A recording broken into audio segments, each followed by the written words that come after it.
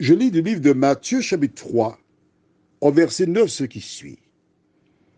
Et ne prétendez pas dire en vous-même, nous avons Abraham pour père, car je vous déclare que de ces pierres-ci, Dieu peut susciter des enfants à Abraham.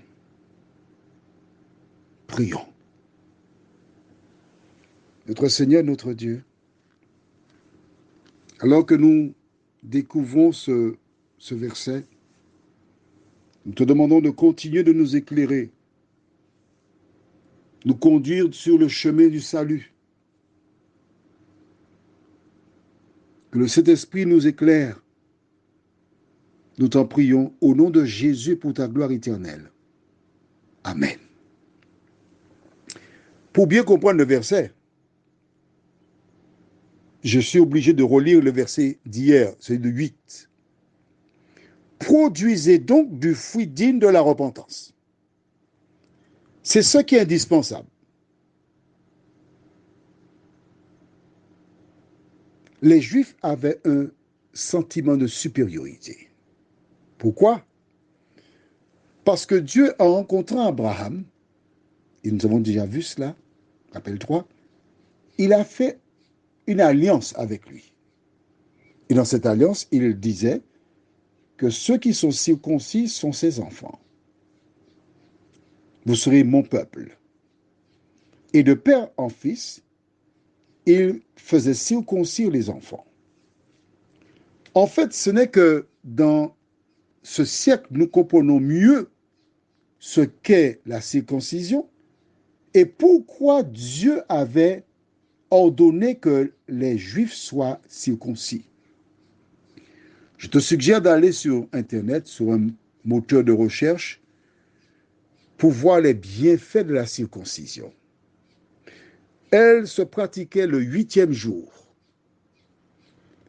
Quand tu feras des recherches, tu verras qu'un enfant ne pouvait pas être opéré avant le 8e jour parce qu'il y a un système de coagulation qui se met en place le 8e jour. C'est-à-dire que le Créateur, Dieu, a mis ça dès le départ. Tu sais pourquoi? Afin d'interpeller tous les scientifiques qui viendraient à douter de lui. S'ils sont sincères et honnêtes, ils devraient se poser la question suivante. Comment Moïse pouvait-il parler de circoncision au 8e jour? C'est un clin d'œil que Dieu fit dès ce moment-là aux scientifiques. Et ces personnes, une fois qu'elles étaient circoncis, pour elles, elles sont enfants de Dieu. Il n'y a pas d'effort à fournir, il suffit de suivre la loi et puis on est sauvé. Mais là, Jean-Baptiste va détruire cet argument. Parce qu'il leur dit, votre vie doit être conforme à la volonté de Dieu. Parce que Dieu peut susciter de ces pierres des enfants.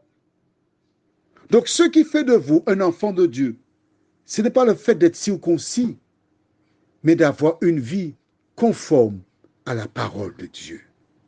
Aujourd'hui, des personnes disent qu'elles sont des chrétiennes. Elles portent une croix autour du cou ou une chaîne, etc.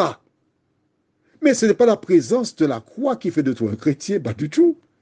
Ce sont tes paroles, tes actions qui doivent démontrer que tu as rencontré le Christ et tu es une nouvelle créature. Les siècles se sont écoulés une fois de plus, mais la vérité demeure la même. Prions, notre Seigneur et notre Dieu. Certaines personnes s'imaginent que le fait d'avoir une croix, ça sauve de la mort.